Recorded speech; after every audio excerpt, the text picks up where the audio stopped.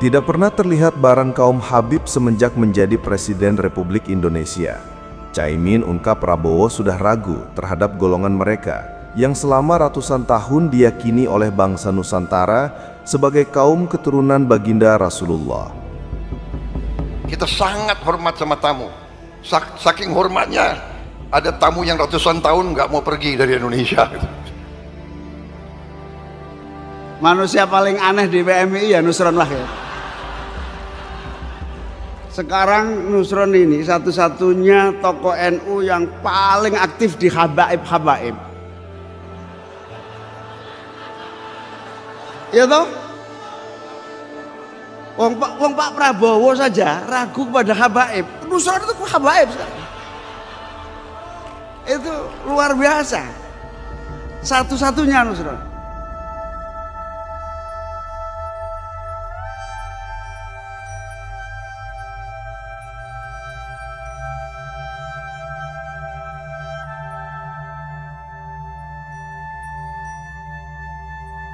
Beberapa waktu yang lalu, bangsa Indonesia dikejutkan dengan roastingan Caimin, Menteri Koordinator Bidang Pemberdayaan Masyarakat Republik Indonesia, terhadap seorang Menteri Jongos Baklawi Nusron Wahid yang ia ledek menjadi satu-satunya tokoh NU yang masih aktif bergaul dengan kaum Habib di tengah semakin meluasnya ketidakpercayaan umat Islam bangsa Nusantara terhadap kaum Habib bahwa mereka adalah kaum keturunan Rasulullah.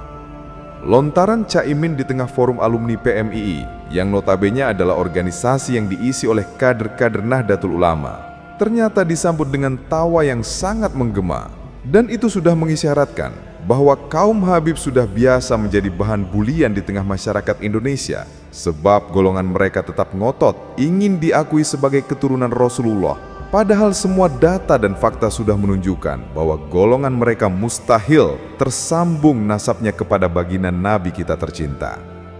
Menariknya, ketika Caimin merosting Menteri Jongos Baklawi Nusron Wahid, ia pun membawa-bawa nama Presiden Prabowo yang dikatakannya sudah ragu dengan habaib. Tapi si Nusron sebagai menteri malah menghambakan diri kepada golongan mereka. Apa yang diungkapkan Caimin bisa jadi merupakan jawaban mengapa semenjak Prabowo menjadi presiden, beliau tidak pernah terlihat lagi bersama orang-orang Baklawi di berbagai acara dan lebih memilih bertemu dengan para ulama dari kalangan pribumi Nusantara. Video-video pertemuan Presiden Prabowo dengan orang Baklawi yang beredar pun sebenarnya video lama.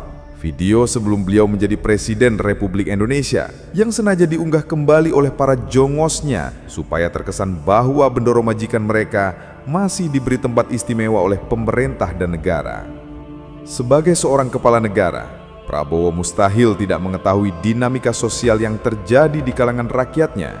Ia pasti memiliki intelijen-intelijen yang tersebar di berbagai penjuru Nusantara yang siap memberikan informasi sekecil apapun kepadanya. Presiden pasti tahu, saat ini di Indonesia sedang terbongkar kejahatan satu kaum keturunan pendatang yang ingin merusak sejarah Nusantara. Dan Presiden juga pasti tahu, di negara yang menjunjung tinggi keberagaman dalam konsep Bhinneka Tunggal Ika yang sedang dipimpinnya, ternyata ada satu golongan manusia yang sebenarnya bukan orang asli Nusantara, sedang membangun kasta sosial dengan menempatkan ras mereka sebagai ras manusia yang paling mulia di bumi Nusantara. Kemudian mewajibkan manusia lain untuk memuliakan golongan mereka, dan itu semua mereka lakukan menggunakan doktrin-doktrin agama, memanfaatkan kebodohan umat Islam yang menelan mentah-mentah klaim sepihak dari mereka bahwa golongan mereka adalah kaum keturunan Rasulullah. Tidak rela kelompoknya disamakan dengan golongan manusia lain, bahkan mendustakan ayat Al-Quran yang menyebut kemuliaan manusia tergantung takwanya, merupakan bukti nyata bahwa golongan mereka sedang membangun kasta sosial di bumi Nusantara, dan orang-orang pribumi ditempatkan oleh mereka di kasta yang sangat rendah, yang wajib memuliakan golongan mereka sebagai golongan yang menempati kasta paling tinggi di bumi Nusantara. Ada yang ngomong, Bib kan sama-sama manusia, yang penting kan takwanya. Inna akramakum indallahi atqakum. Bib, sing penting takwa, Bib. Awakmu be awak aku, takwa aku yang mulia. Ayat ini bukan untuk menilai orang lain. Ayat ini ditujukan kepada kita yang membaca. Inna akramakum, yang paling bertakwa di antara kalian, yang paling mulia di antara kalian yang paling bertakwa. Saya ini Habib. Takwa saya seperti apa ya? Nah, Habibnya boleh ngomong begitu. Jangan dibuat ngukur orang lain. Lah kita ini butuh enggak sama anak cucu Nabi? Islam ini butuh. Karena darah Nabi ada di situ. Kalau mengatakan darah nggak ada manfaatnya, naudzubillah min dzalik. Ini akidah yang bejat kalau sampai mengatakan darahnya Rasul nggak ada manfaatnya kalau perilakunya nggak benar. Kualik, biar kepala kita ini kebuka gitu loh.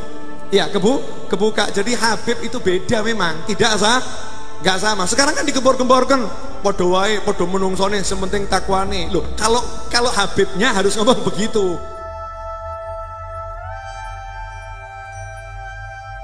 Tidak ada manusia segila dan sehina kaum Habib ketika mereka mengemis agar dimuliakan oleh umat manusia.